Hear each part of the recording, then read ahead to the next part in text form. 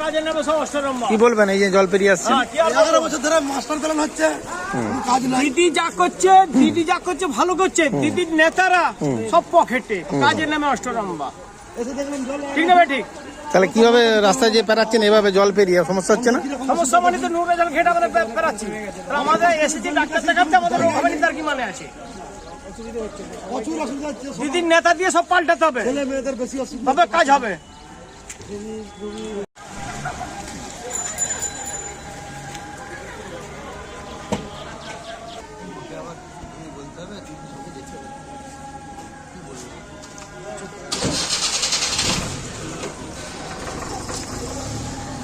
যাতায়াতের সমস্যা হচ্ছে দিদি?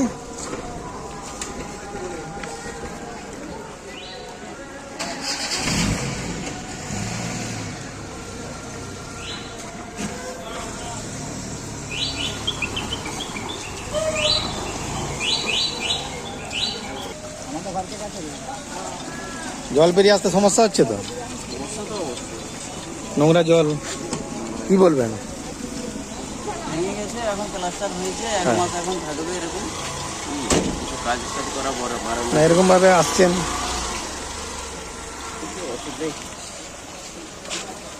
জল পাস হচ্ছে না।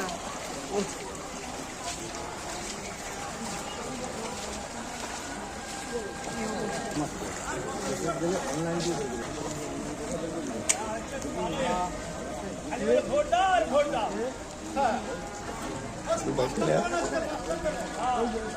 ভোট দাও আর ভোট দাও। 11 বছর ধরে মাস্টার চালান।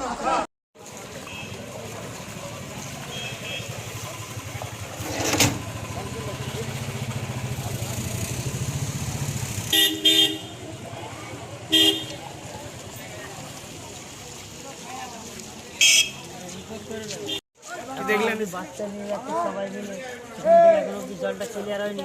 সরকারের কেউ নাই এই হাসপাতালে।